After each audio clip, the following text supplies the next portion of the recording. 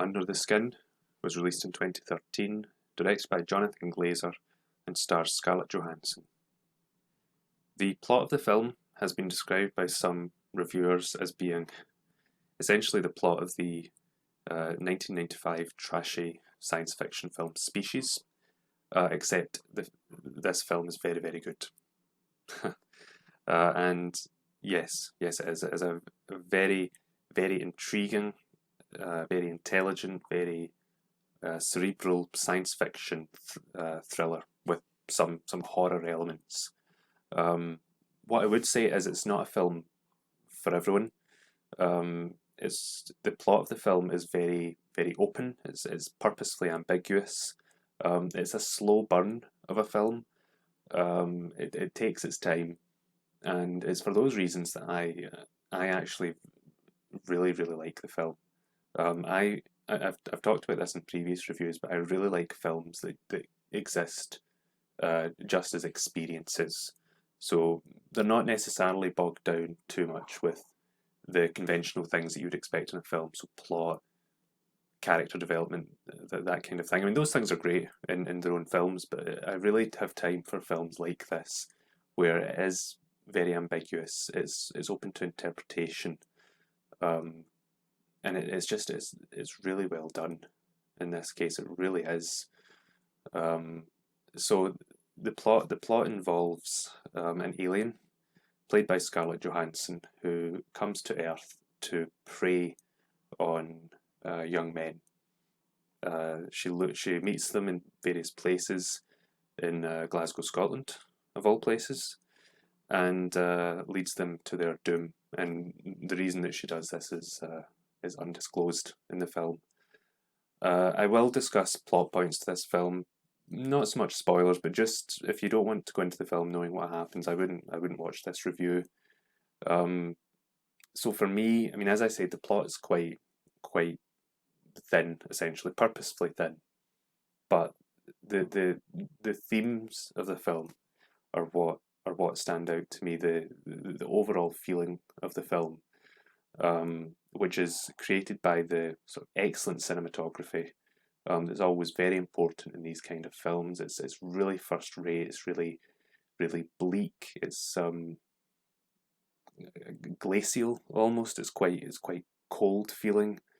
The cinematography is excellent and it really supports everything else that's going on. The music as well deserves a special shout out. It really helps build the atmosphere of the film. It really helps sell it. Of course, Scarlett Johansson is the main role. It was through casting such a big star really that they were able to secure funding for this film, and I'm glad that they did. She's actually such a good actor. Not in everything that she's in, but definitely in this. She commands the screen with every scene that she's in. There's a sort of icy detachment that she has for most of the film, and it's interesting because she doesn't show emotion really at any point in the film, but she has to convey a lot, and I'll get into that in a moment when I discuss the themes of the film, or what I interpret to be the themes of the film as it goes on. So the direction to this film is very unique. Jonathan Glazer is a British film director. He's directed one or two sort of mainstream films. This may actually be his most well-known film. I mean, I wasn't really familiar with much else of his work, but I know that he's done a lot of experimental stuff. And I think this film has to come under the category of experimental as well, because one of the aspects of this film involves the scenes where Scarlett Johansson is seeking out young men in Glasgow to take back to her the house that she occupies, and she leads them to their doom, essentially. The scenes where she picks young men up are actually completely unscripted, and shockingly to me, were taken candidly. So she drives this white van around Glasgow, and these young men get in, hitchhikers or wanting a lift or whatever it is, and they don't know they're being filmed. for the first portion of things anyway, which I found really fascinating. Really, a really bold choice on the part of the director. I don't know any other films aside from comedy films. Maybe like Sacha Baron Cohen skits. That utilize a technique like that. It's obviously very unpredictable. It's astonishing that Scarlett Johansson didn't get recognised more than she did. Apparently, it didn't happen very often. And so the guys would, be recorded in the car with Scarlett Johansson. I'm assuming she obviously had some lines and some topics of conversation. And it has this really, really natural feel. It was a good choice by the director because it's unlike anything I've ever seen, where you've got these scenes in the film in the van where it just feels extraordinarily real, extraordinarily authentic, in a way that even the best science fiction films I can think of don't have. It really brings it to earth. It really brings that realism, which, for me anyway, increases the suspense and increases the horror really of the scenes. Um, it's excellently done. Obviously, I'm assuming after these young guys were in the car with Scarlett Johansson, they were taken aside and told, yes, it was all filmed. Do you agree to be in the movie? They would say yes, and then they're filmed going to her house and going into the set that they have where she takes the young men, which is a really creepy set. It's like all in black, and then the guys come forward and they sort of fall into this like pool of water. Watching the special features, it was actually a very simple effect to do, but it comes across very creepy. And if you've ever seen the film Get Out, which came out I think 4 years after this did, I thought Get Out borrowed quite a lot of imagery from this film, especially with those scenes, which I don't know if it was intentional or not, but it's definitely similarities. Um, so those aspects of the film were interesting. Regarding the themes, this is getting into plot points. I do, yeah. I think I'm going to need to discuss the plot. So as Scarlett Johansson does these things, she's very very cold. She's very detached. Shows no emotion, even in probably one of the most sort of disturbing scenes in the film, where there's a sort of family that get carried off to sea and their babies left on the shore. It's really, really disturbing stuff. She doesn't show any emotion. She doesn't care. But there's a turning point in the film where she tries to seduce the man with the facial disfigurement, who's played by a man that really does have that facial disfigurement. It wasn't prosthetics or anything. She seems to feel pity for him. She feels pity for him. There's a scene where it's expressed all visually, and I think that's what I love about it. Like she only talks in the film when she's trying to seduce the men in the van.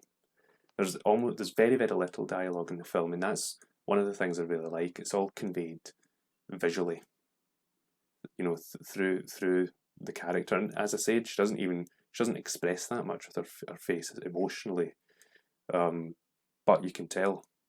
I mean, I think that's a real testament to her prowess as an actor, that she's able to convey so much without even being overly emotional.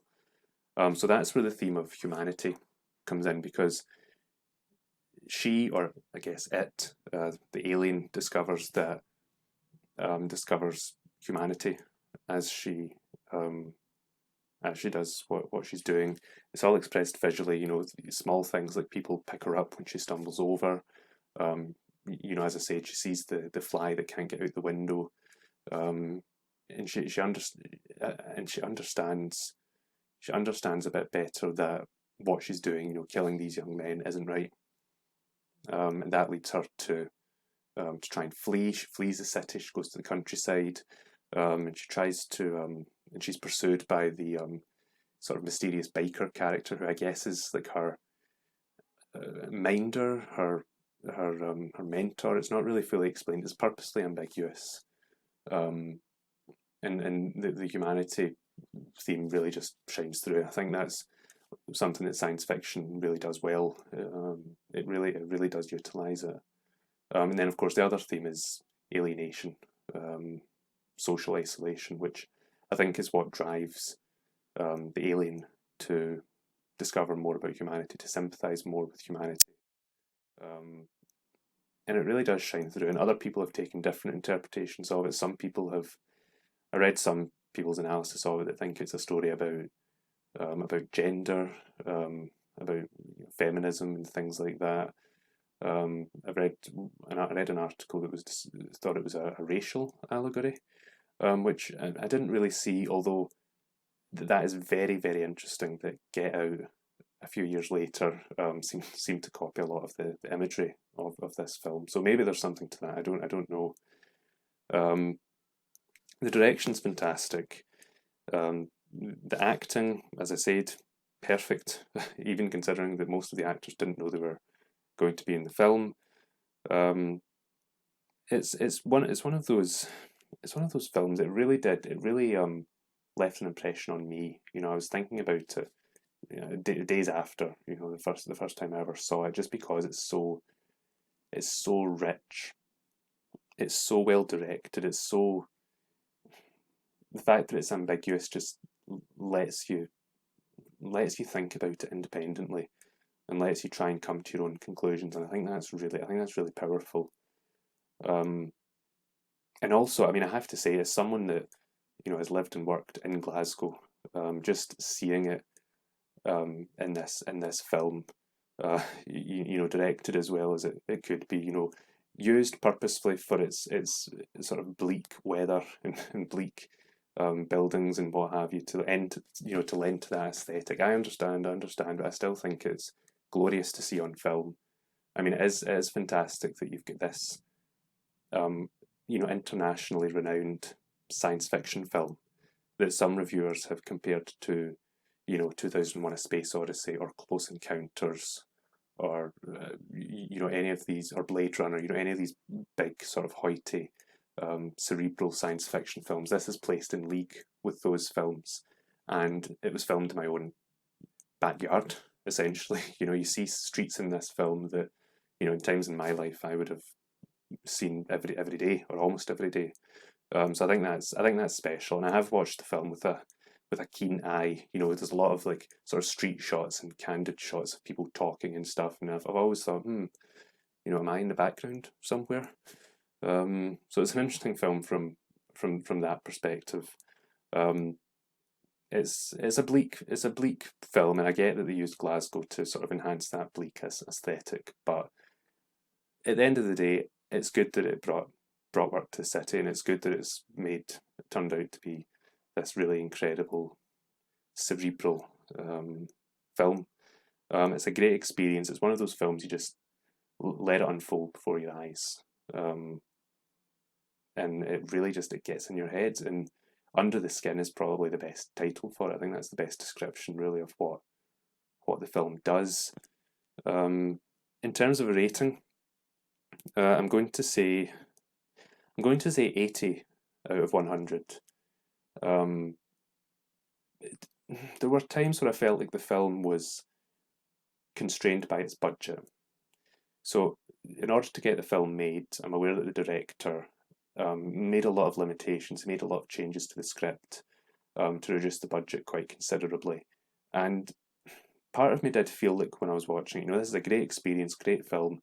It feels like there should be more to this. It feels like it wanted to be more ambitious than it ended up being, which isn't a problem. I still think the finished product of the film is pretty excellent, but it did feel like there was something missing.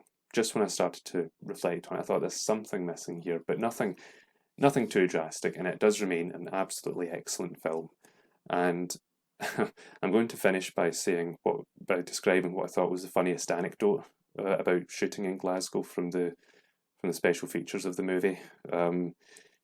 They were looking for the house that Scarlett Johansson would use. They wanted it to be a very, very bleak house, probably quite dilapidated. And the production designers thought, I mean, come on, it's Glasgow. Of course, we'll find a house like that. And they actually couldn't. They couldn't really find one that met their specifications. And in the end, they had to settle on one in Port Glasgow, which is just sort of Inverclyde area outside of Glasgow. And they had to like do it up and make it more dilapidated than it was. And so some of the Scottish crew members were saying, well, Scotland's not quite as bad as you think.